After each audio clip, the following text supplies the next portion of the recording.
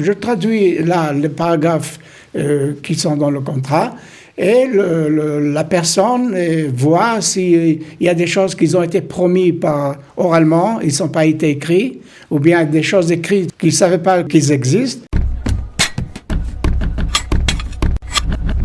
Et nous avons le plaisir d'accueillir tout de suite un économiste. Il s'appelle Yaakov Cohen. Il est là parce qu'il est bénévole au Centre des droits de Qualita. Yaakov Cohen, bonjour et merci pour votre engagement et merci d'être là. Merci aussi à vous. Alors, on est très content de vous recevoir parce que vous faites beaucoup de choses.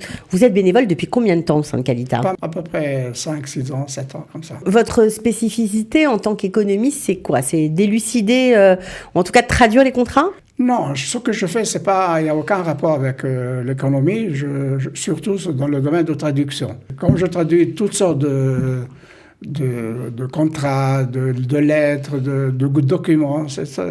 Ce qui est sympa à raconter à nos auditeurs, c'est que vous avez été maire, donc c'est pas n'importe quel traducteur, vous avez été maire d'Oranit, un petit chouve près de Rochaïne. Et là, kol hakavod, parce que vous donnez de votre temps pour aider les autres. Alors on va commencer par une chose que vous faites assez souvent, c'est les contrats de location. En tout cas, vous essayez d'expliquer les points importants. Alors, quels sont-ils ? Un des cas importants, c'est vraiment le contrat de location. Je lis le contrat, je traduis tous les points très importants, c'est-à-dire tout ce qui est important. Par exemple, la durée de la location, s'il y a une option pour pouvoir prolonger la location. En général, il vaut mieux signer pour 2 ans, 3 ans ou vaut mieux signer pour 1 an ? Normalement, on signe le contrat de location pour 1 an avec une option de prolonger la 2e année, des fois même la 3e année. Mais la plupart des cas, c'est 1 an et avec une prolongation d'1 an, une option. Et quand je dis une option, ça dépend du locataire, pas du propriétaire. C'est-à-dire... le locataire, s'il veut rester, il doit décider, donner la réponse 3 mois avant la fin de la date, il doit quitter. S'il veut prolonger ou bien abandonner l'appartement. C'est-à-dire le propriétaire, si le locataire veut prolonger, le propriétaire doit accepter, dans ce cas-là, de le prolonger encore 1 an. Maintenant, le prix, ça doit être aussi noté d'une façon claire, parce que si on n'écrit pas le prix, alors ça commence à avoir des problèmes. Je t'ai pas dit, tu m'as dit, etc., etc. Il faut. Alors le prix, on l'écrit comment ? Le prix pour la première année ? Le prix par la première année. Okay. Et si, en cas où il y a une option pour la 2e année ou la 3e, le prix sera, par exemple, 5% d'augmentation, bien, ça dépend de l'inflation dans le pays, etc. C'est ça la norme en général, c'est augmenter en fonction du niveau du taux d'inflation. Pas toujours. Par exemple, si l'inflation est 1% ou 2%, c'est un peu théorique, ouais, c'est pas notre cas, surtout cette année. Alors là, oui, mais la plupart des cas, c'est on ajoute selon l'inflation, ou bien des prix, ou bien du dollar. Mmh. Bon, en même temps, est-ce que les locataires ont tellement le choix ? Parce que là, on le sait, on a passé une période un peu compliquée, les locations ont énormément augmenté, beaucoup plus que le taux d'inflation. Est-ce qu'on peut se défendre contre ça ? Non, ça, c'est une autre question, ça dépend du prix du marché. C'est-à-dire, le locataire ne peut rien faire. Si le prix, par exemple, est X par 3 pièces, on peut négocier un petit peu. On peut négocier un peu, mais pas beaucoup. Bon. Mais pas beaucoup. Alors, voilà. qu'est-ce qu'il se passe si, par exemple, on arrive au terme du contrat de location et que pour X raisons, parce que peut-être qu'on est malade ou autre chose, on ne peut pas déménager à la date prévue. Est-ce qu'il faut faire attention à ça aussi dans le contrat ? Voilà. Merci pour la question. C'est une question juridique. C'est-à-dire, dans ce cas-là, je précise que je ne suis pas avocat.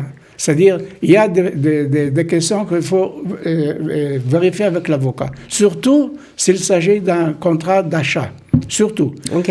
Je ne peux pas répondre à cette question-là parce que ce n'est pas question de traduction. Tout ça dépend des cas, ça dépend quel accord entre les deux. Mais en tout cas, vous mettez la puce à l'oreille voilà, au locataire. Voilà. S'il me demande, le locataire, une question comme ça, pareil, alors je vérifie si c'est écrit ou pas. Je dis non, ça, ce n'est pas écrit. Il faut vérifier avec l'avocat et répondre à cette question-là. Bon, en tout cas, ce qui est génial, c'est que l'avocat, ça coûte très cher et que quand on arrive en Israël, c'est pas toujours évident. Donc là, on vient chez vous à Qualita, vous traduisez tout le contrat de location et ça fait gagner quand même beaucoup d'argent et de temps. Gratuit. Et on comprend. Et En plus, et gratuit, mais bien sûr, bien Précisez ça. sûr, c'est très important. Nous sommes bénévoles, je rappelle. Mais bien sûr, c'est tout à votre honneur. Bon, alors, ça, on va dire que c'est les points assez importants, l'option, notamment pour prolonger le contrat, le prix, bien vérifier que tout ce qu'on s'est dit aussi par oral, ça arrive, ça, parfois, qu'on se dit par oral des choses et que ça ne figure pas dans le contrat. Des fois, par oral, le propriétaire me dit comme ça, je vérifie dans le contrat, il n'y a pas écrit. Ou le contraire, il a écrit des choses que par oral, il ne l'a pas dit. C'est-à-dire, c'est ça les points importants que je parlais tout à l'heure, de faire attention. Et quand il doit y avoir des réparations que le propriétaire doit faire et tout, il faut que ce soit marqué. Alors, lui, il note les réparations, les points importants, il retourne chez le propriétaire, il essaie de se régler. Dans ce cas-là, je ne me mêle pas. Mais bien sûr, mais je comprends. Bon, ça, c'est une partie des choses, mais vous aidez aussi à traduire les contrats d'achat d'appartements. Je précise aussi, c'est seulement traduction, explication. Je ne viens pas à la place de l'avocat, je ne le remplace pas. Il faut faire attention à ça, parce que c'est très important de préciser ça. Maintenant, le contrat d'achat aussi, les points importants, c'est un peu différent. C'est par exemple, il y a tout ce qui s'agit la cadastre. Le cadastre. Le cadastre. Cadastre, le tabou. Le tabou, voilà. Comment ce paragraphe-là, il est rédigé, comment ici. Il faut faire très attention, malgré que c'est un point juridique, mais je dis à l'acheteur, dans ce cas-là, c'est bien écrit, pas bien écrit, c'est à mon avis. Il faut que le nom soit vraiment inscrit, parce que sinon... Parce que les problèmes se relèvent quand il n'y a pas écrit. Je dis comme ça et tu dis comme ça. Le meilleur, c'est d'écrire les choses de façon claire. Et c'est ça que j'essaie de faire. C'est ça que vous faites avec les gens qui viennent vous voir. Voilà. Alors, au niveau des contrats de travail, vous faites quoi? Vous traduisez tout le contrat? Ils ont un contrat. Chaque contrat, c'est différent. Je traduis là les paragraphes qui sont dans le contrat. Et la personne voit s'il y a des choses qui ont été promises oralement, ils ne sont pas été écrits, ou bien des choses écrites qu'ils ne savaient pas qu'ils existent. Si le point est réglé entre le salarié et l'employeur, dans ce cas-là, il n'y a pas de problème. Mais s'il y a des choses différentes, il les note, il réglera plus tard. Avec son employeur. Bon, alors ça fait aussi gagner beaucoup de temps. Bon, alors, à part les contrats, ce qui est sympa avec vous, c'est que vous vous occupez aussi des problèmes de la vie quotidienne des gens. Parfois, c'est compliqué quand on a un souci de faire une lettre. Ça paraît bête, mais parce qu'on n'a pas les usages, les coutumes, on ne sait pas exactement les bonnes formulations. Et parfois, on peut faire une lettre en croyant être compris, mais on ne comprend pas. Exactement. Et c'est important de le dire, vraiment. Exactement. Je rédige des lettres de toutes sortes de sujets, soit sujet de PV reçu, ou bien quelqu'un a reçu une lettre d'un avocat qui le menace à poser plainte à la justice, etc., etc.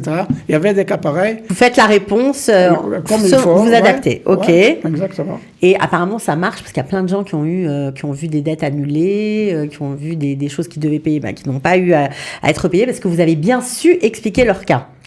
Absolument. Vous remplissez aussi des formulaires de Bitoire Leumi, ça vous arrive? Des formulaires, soit de Bitoire Leumi, soit dernièrement, on a commencé avec Keren Ashora à remplir des formulaires aussi.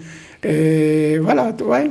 Donc vous aidez les gens à récupérer de l'argent, ça coûte rien, donc ça c'est magnifique.